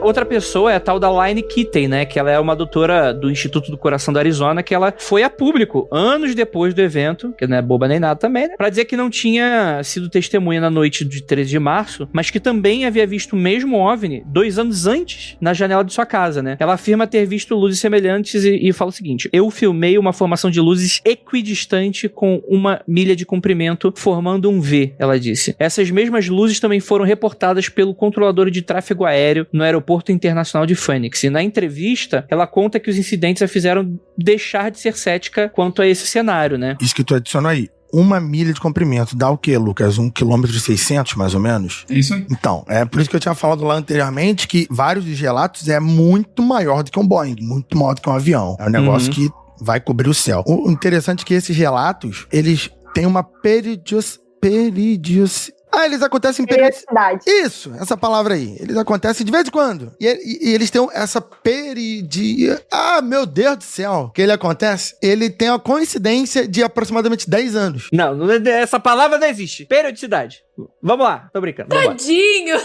De tempo em tempo. Vai ter uma periodicidade de aproximadamente 10 anos. Vão ter novos relatos em 2007 e final de 2006. Vão ter relatos em 2017 também. E engraçado que aí começa a ficar um negócio que eu falo assim, aí não. Por exemplo, os de 2017, eles são quase juntos com o lançamento de um filme, que é Luzes de Fênix, né? Fênix Footage, algo do tipo assim. Então, em 17 já tinha drones, né? A gente já não dá muito pra dar aquele crédito, porque as luzes não são tão legais, tão intensas quanto eram em 97, tem toda uma diferença, mas tem essa recorrência a cada 10 anos do local. Não que só aconteça a cada 10 anos, mas avistamento em V, formação em triângulo e tal, tem essa coincidência que acontece em janeiro, fevereiro, março, a cada 10 anos. Olha, interessante. Como é que é aquele filme? O Olhos Famintos. Do ZT. Tem a Frances Barwood, conselheira da cidade de Phoenix,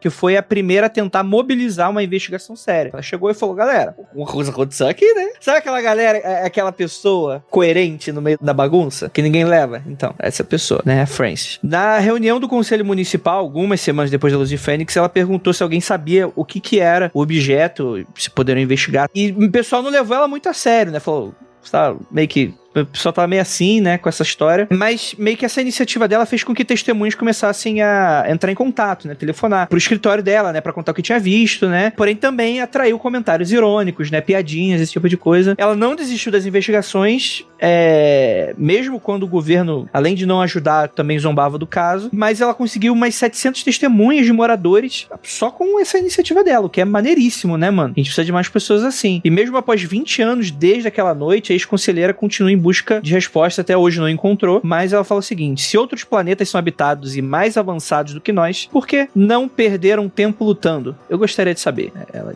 é uma pessoa coerente, né? Interessante, assim, com iniciativa, proatividade. Infelizmente não foi muito pra frente, né? E como diz, né? Toda boa ação não vem sem punição. Já diria o grande poeta. Toda boa ação merece o castigo.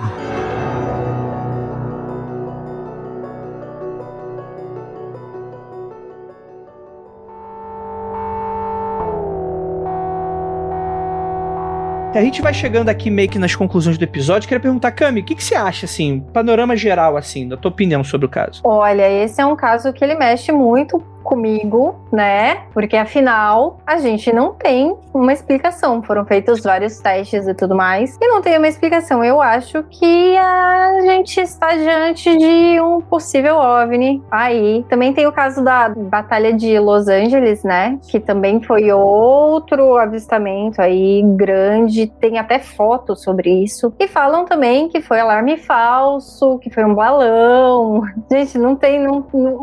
Como assim um balão, né? Mas eu acho que foi um OVNI, sim. Meu ceticismo deu uma diminuída aí. Aham, Jay. Comemora aí, Jay. Comemora aí, Jay. Vai, dança de novo. Tudo bem. Não, a bancada tem que ficar equilibrada, Rafael. Vou me ressignificar aqui. A voz da pessoa murcha, né, cara? Como pode?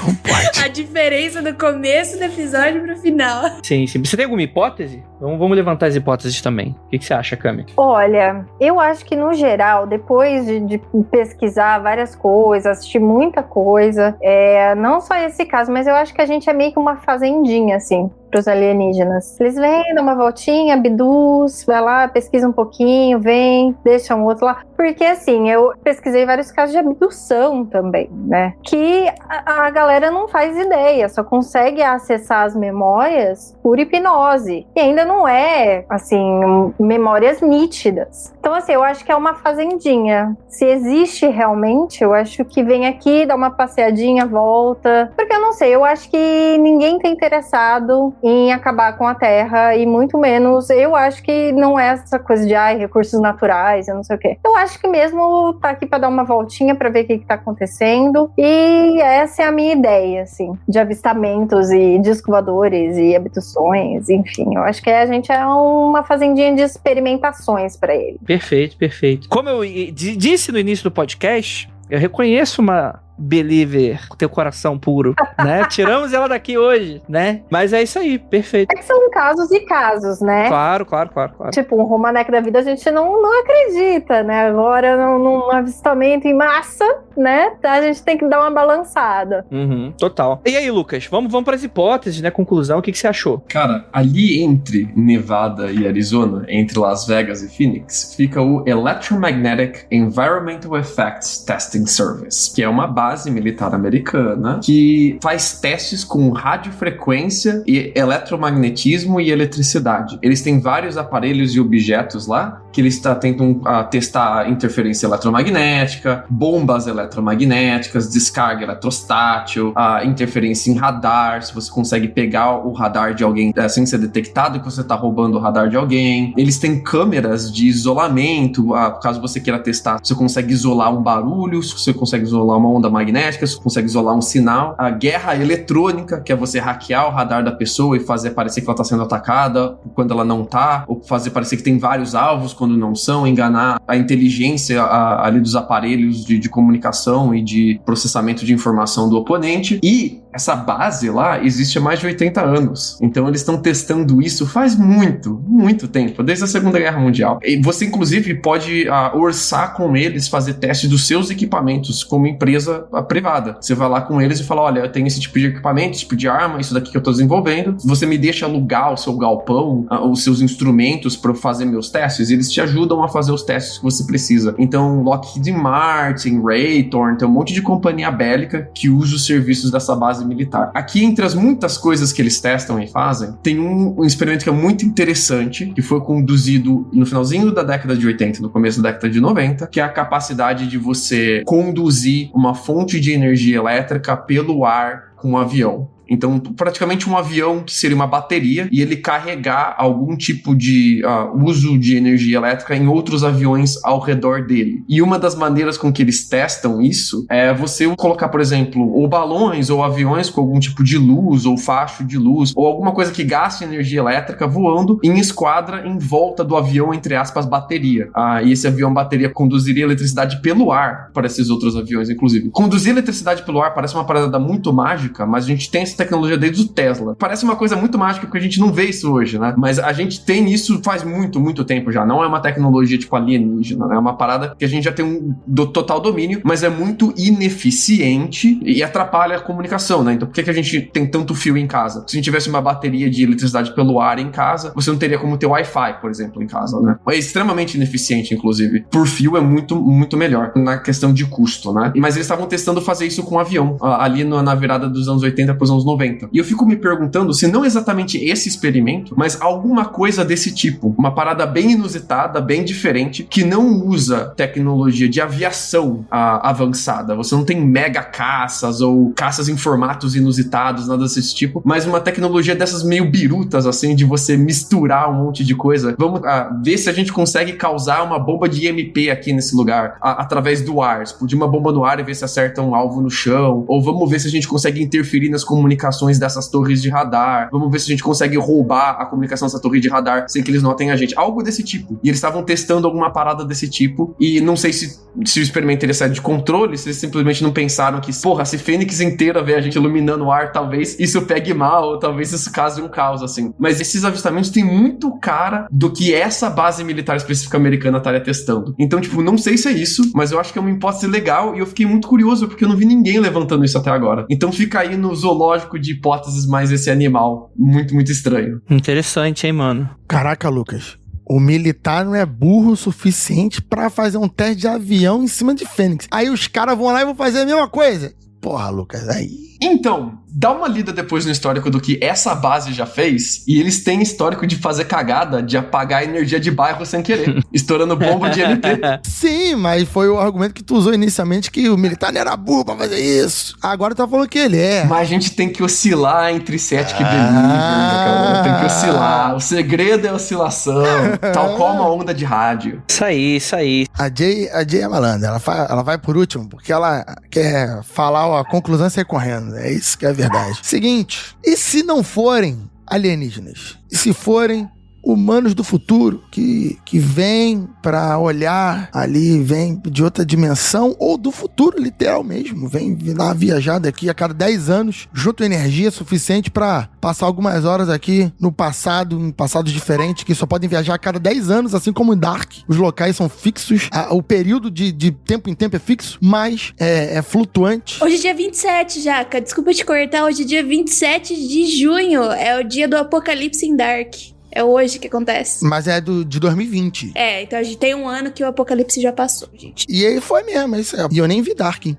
Eu chutei bem. E se for, de qualquer forma, seriam alienígenas, porque eles não pertencem ao nosso mundo, seriam de outro mundo, só que eles seriam alienígenas humanos. Alienígena temporal. Alienígena temporal, exatamente. Eles são aliens, eles são de outro rolê. Então, nesse rolê aqui, então eles são aliens. E eu gosto do que a Cami falou sobre... A gente sempre levanta esse assunto... sempre não. De vez em quando a gente levanta esse assunto sobre qual é o interesse dos aliens aqui. Aí eu geralmente falo pro Lucas e pra Jay que é complicadíssimo falar porque a gente não entende qual é do interesse do UFO e, falar qual é o interesse do alienígena seria muita pretensão minha. Mas concordo quando vocês dizem sobre recursos naturais. A gente já falou que, ouro, tem asteroide, tem muito mais ouro, não sei o que, água, tem, vai em várias luzes do próprio sistema solar tem muito mais água do que na Terra. Sabe qual é? Então não precisa pegar água bem aqui onde tem um monte de gente pra te perturbar. Mas eu acho que o recurso que é importante pra eles é nós, ser humano. De repente pegar DNA ou mesmo estudar a sociedade, como se fosse o universo, como é que é? O universo 43, como é que é aquele dos ratinhos, que agora esqueci? Enfim, aquele experimento dos ratos que cria pra um estudo da sociedade. Então, como já diz aquele livro documentário Mochileiro das Galáxias, o livro do Mochileiro das Galáxias é muito bom, fantástico, né?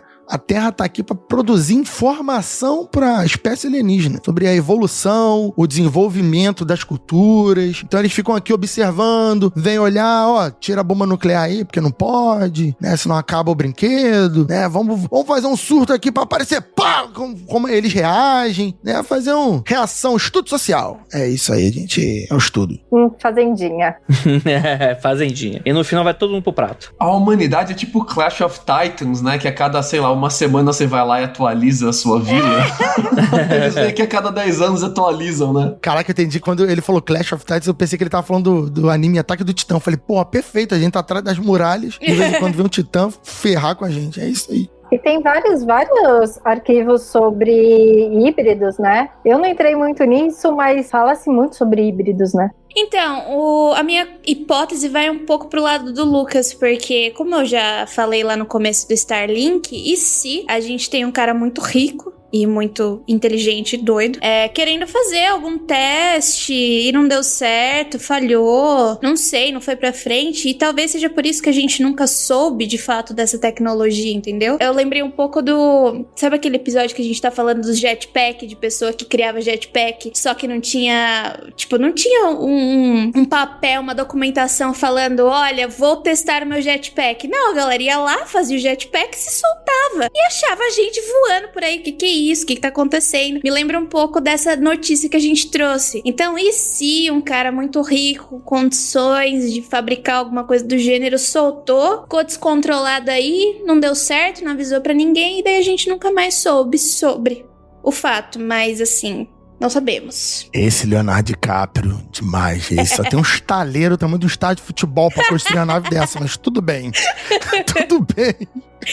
Eu ia falar a hipótese de drone, mas quis dronão grandão, hein? Potente, em 1997, então acho que não. Não rola, né? Não dá. Claramente o que rola é alienígena.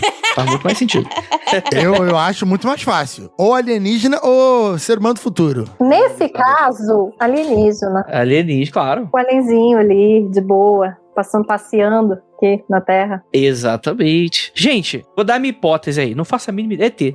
Só pode ser. Mas assim, tendo em vista todos os acontecimentos, faz parte dessa realidade nova do início do nosso milênio, início da década de 20 nova, né, que estamos vivendo, em que você tem os UAP, né, como eles estão chamando lá fora, né, que é Undefined Objeto Aéreo Não Identificado, né, que eu acho que é um termo muito interessante. Por quê? Porque ele tira um pouco dessa coisa do OVNI, porque o OVNI ele já tá tão intrínseco na cultura popular que às vezes até a gente que conhece, que estuda, a gente faz essa confusão, a gente fala OVNI, aí se mistura pra disco voador, mas OVNI pode ser só um objeto normal, um balão que você não tá conseguindo identificar direito, você vai lá ver, é um balão, né? Então o OVNI causa muita confusão, ele faz parte do folclore ufológico, né? Então, eu acho que o AP, apesar de um termo um pouco mais sem graça, ele dá um pouco mais de seriedade pro caso, né? Ele dá uma renovada, assim, nessa discussão toda, e é como tá sendo chamado lá fora pelos próprios militares, né? São os objetos voadores não identificados. E esses UAPs tem algumas categorias e tal, acho que mais pra frente a gente pode fazer um episódio só pra falar um pouquinho sobre isso, mas tem uma das categorias é outros, do tipo, olha, dentre todas as hipóteses de não é uma tecnologia estrangeira que a gente não conhece, ou o que a gente conhece, mas a gente, quando foi lá ver, era, né? Não é um fenômeno atmosférico que a gente não conhece, né? Que a pessoa fala, é nuvem, é o sol. Não, tem fenômenos atmosféricos de natureza fotoelétrica que confunde radar, faz ilusão de ótica. Normal. Esse tipo de coisa não pode ser levianamente descartada. Normal, toda terça-feira aqui eu vejo um. Não, mas entre isso e um alienígena, a pessoa vai colocar aqui um dentro desse... Para, o Lucas sendo jocoso. Não estou gostando disso. Mas enfim, tem essa categoria do outros, né? Que é uma coisa que, tipo, beleza, então o que é? Resposta, não tem. Dentro do nosso conhecimento, a gente não tem, né? Naturalmente, é interessante porque, dentre qualquer hipótese que a gente vá ter, o alienígena é um pouco arbitrário quando tu para pra analisar, né? Que a questão do alienígena, a gente não tem como provar que o que é aquela coisa é algo alienígena. Imagina que uma daquelas coisas cai, um pedaço de metal ali. Provavelmente um metal que tá na tabela periódica, talvez. Não vou dar esse chute aqui, mas provavelmente pode ser. Isso prova que aqui, como é que não tem como provar. Vai ter que vir o ETzinho falar, gente, sou alienígena, né? Então é muito difícil a gente colocar. Mas o que coloca isso como base? São um século de relatos do milênio passado falando sobre isso. Falando sobre contato, sobre relatos de abdução e coisas nesse sentido. Porque se tu tirar isso da mesa, pode ser qualquer coisa. Pode ser o homem do futuro, do Rafael. Pode ser anjo. Não tem uns anjos malucos da Bíblia lá, Be Not Afraid, que parece não dá nem pra descrever, né? Aquela coisa muito doida. Rodas no céu de fogo. Pode ser qualquer coisa, né? Então, minha hipótese não faça a mínima ideia. É isso aí. Faz sentido? Nenhum. Excelente, excelente. O final é muito bom. Não tem ideia. Mas é pra isso que o Mundo Freak serve. Ele tá aqui porque às vezes o ouvinte fica chateado. Ai, meu Deus. Não acreditou que é ET. Gente, é do jogo. Vai chegar um momento que a gente vai ter um negócio vai ficar pegou com as calças curtas, vai falar o quê? Assim como Erin Van Daniken. Só fazemos perguntas e você aí, ouvinte. Eu não faço pergunta, não. Falo afirmações absurdas mesmo.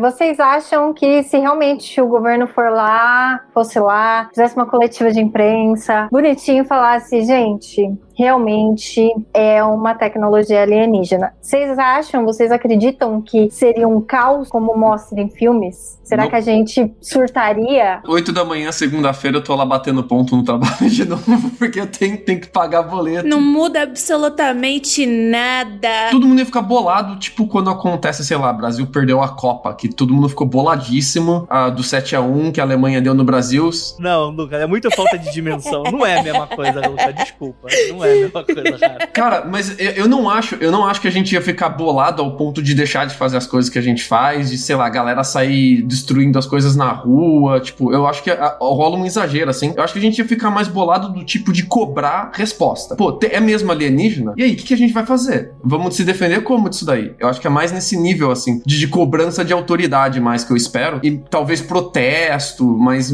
menos... 8 da manhã tem que bater ponto, cara, não tem como. São duas hipóteses. A sua hipótese de alguém do governo, alto escalão, presidente dos Estados Unidos, junto com líderes da ONU, sei lá, falando, gente, realmente tecnologia, sem nenhum alien ali em pé, sem nenhuma nave aparecendo no céu, eles falando isso, eu acho que ia acontecer um movimento que eu ia estar nesse grupo. Eu falei, filha da puta! Ninguém acreditou em mim. Eu ia falar bastante isso no Twitter pra caralho. Hashtag eu falei, eu avisei. Eu sou louca agora? Tá pensando que eu sou o quê? Qual a motivo motivação do alienígena? Aí uma outra galera, tipo a Jay e o Lucas, assim como eu, mas eles principalmente, iam tá bom, mas Cadê? qual é a prova? Documento, a gente quer saber por que vocês deram esse anúncio agora. Vai, troca mais ideia. Muita gente falando isso. E uma terceira galera que ia falar, porra nenhuma, daqui a uma semana eles desmentem tudo e nada aconteceu, ia só negar, ia falar, não, isso aí é tudo bobagem, cortina de fumaça. Então acho que ia ter muita gente pirando, falando, eu falei, e outra galera pedindo por que estão pensando assim, cadê prova, cadê documento, qual é a fonte, e um terceiro grupo falando, nada, isso aí é cortina de fumaça, é pra distrair algum escândalo, pra distrair alguma coisa. Eu acho que é isso. Eu ia ficar muito curiosa com a questão biológica. Eu ia ir atrás de... E aí, eles desceram, mas a gente tá estudando eles que estão estudando a gente, eles são feitos de quê? Da onde que eles vieram? Eu ia estar interessadíssima nessa parte. Mas eu ia ter que, sei lá, assistir minhas aulas, trabalhar, tudo igual. Cara, mas tem eu acho que tem uma vertente que o Rafael pincelou aí, bateu na trave, que é o seguinte, mano. Eu acho que ia ter muita gente que não ia acreditar, não pelo sentido de, não acredito em alienígena e vai negar até o final, tipo, vai ter essa galera, mas tem algo que a gente não tá citando aqui, que é o seguinte. Você acreditaria no teu governo, falando sem mostrar evidência nesse cenário? É isso aí. Mas esse terceiro grupo é todo mundo, né?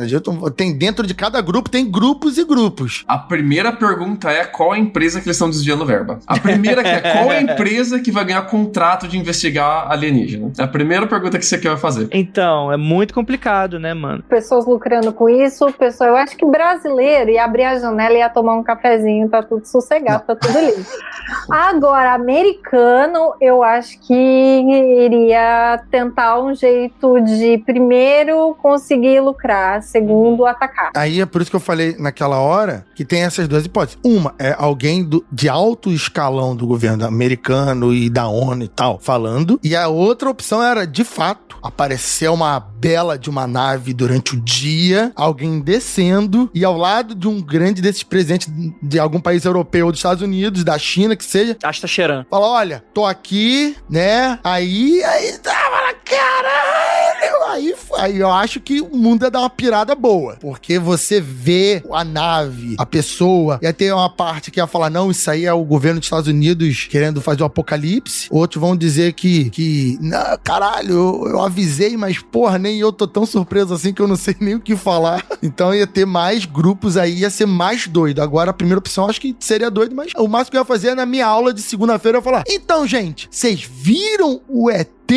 Caralho, tu viu que o presidente falou? O que vocês acham? Eu ia trocar ideia com os alunos ali e tal, mas... A gente vai morrer. Cara, pra mim, midiaticamente, seria um cenário muito parecido com a pandemia, nesse cenário. Eu pensei a mesma coisa também. Você teria uma categoria específica de notícias, dando novas atualizações sobre isso constantemente. Até isso ser tão natural pra gente, a ponto de isso ser, tipo assim, a aba ciência do G1, a aba saúde, a aba ambiental. Alienígenas hoje. Eu acho que seria muito nesse cenário. Eu acho que você teria um boom de filmes sobre isso. Você teria um boom mercadológico, né? Ia ter muito mais pessoas, porque é um assunto muito adormecido, né? A gente não tá mais na década de 80. Década de 80, sim, tipo, era livro toda hora se falando, super conspirações aparecendo a todo momento, gente investigando Área 51, filmes. A gente ia voltar para esse cenário que não ia ser mais cringe ET. A gente fala de ET. Ô, Andrei, acho que eu já comentei isso em algum programa bastante pra trás, mas eu gosto de pensar na seguinte forma, o dia que os aliens vierem, eles não vão vir, tipo, aquele documentário dos camarões, dos aliens que chegam na África do Sul, esqueci o nome, mas eles não vão chegar que nem aqueles aliens ferradão e abandonaram a gente aqui. Eu esqueci o nome daquele, Distrito 9. Eles não vão chegar igual os aliens do Distrito 9, lascadão. Camarão da África do Sul. Eu fiquei muito confuso com essa descrição. É porque eles são chamados de camarão no filme. Sim. É um apelido deles no filme. Mas eu acho que a primeira coisa que o alien tinha que fazer quando chegasse aqui, né, vamos apresentar. É ter um arquivo pendrive em alta definição, assim, ó. Isso aqui é o Discovery Channel, é o History Channel da nossa sociedade. Passa na TV à vontade aí. Porque, porra, ia demorar muito pra explicar o rolê de onde eles vieram, qual é a galáxia, qual é o planeta, qual é o sistema, sei lá o quê. Passa logo um monte de documentário na TV o dia inteiro, né? Porque senão ia ter muito ET dando entrevista sobre todas essas perguntas que a Jay quer saber, que eu quero saber, que todo mundo ia querer saber. Sabe, vocês bebem cerveja? Vocês fazem cocô? Qual é, sabe? Faz documentário sobre biologia, sociedade, história, sobre tudo. Facilita a gente aí, por favor. Ia ter gente tentando fazer espectro político do ET porta-voz que veio falar com a gente. Fique O vendo. ET vota no Lula ou no Bolsonaro? O que esse ET faz? É Trump ou Biden? Ia sair no BuzzFeed. Você é qual ET? Cara, que ideia maneira. Você é Grey, você é Varginha. Pô, reptiliano seria maneiro esse quiz. Qual ET que chegou na Terra você é? Daí você votaria no PT ou no PSDB? Daí você... Pá, é Grey, entendeu? Cara, vai ter que recalibrar tudo. Ah, pansexual, não pode mais. Vai precisar de outra categoria que vai ter que incluir.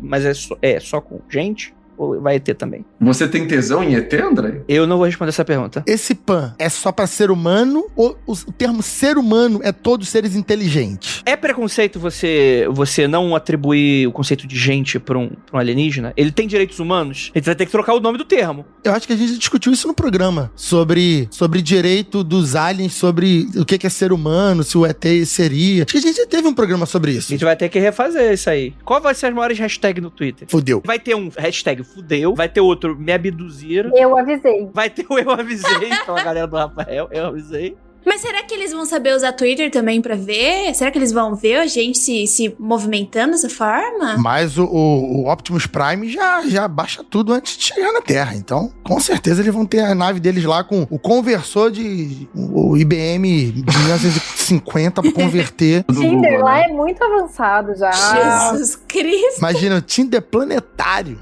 Chega lá. Imagina. Ah, mas opção, né? Já tá difícil. O nome do episódio que o Rafael tá citando é o E se os extraterrestres chegassem hoje, o Mundo Foi Confidencial 081, acho que é o 5º que eu participei, 4º. Olha aí, ó. Como o Obrigado. Lucas lembra isso, meu Deus. O nome é Google, Google. gente, é só bater um Google.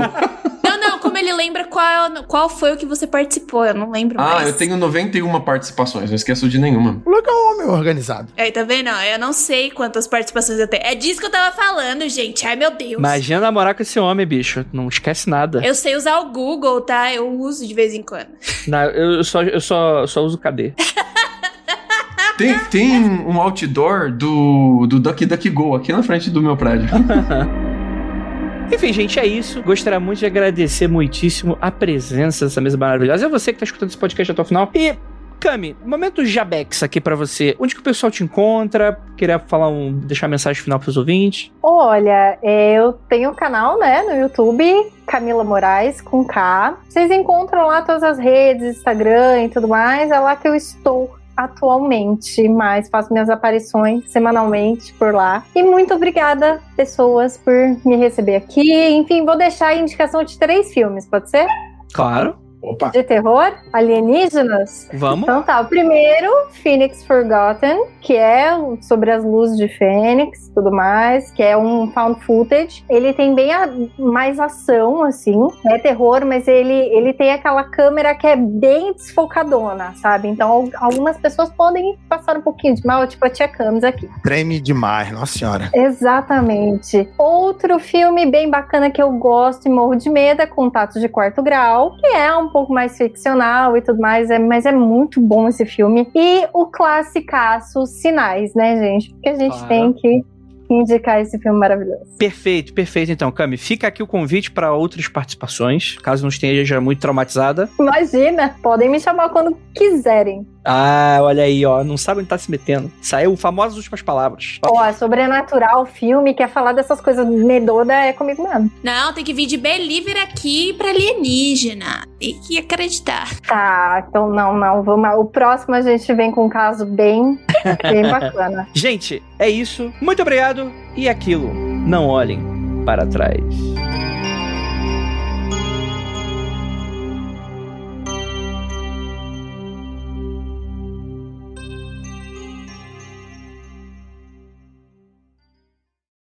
mundofreak.com.br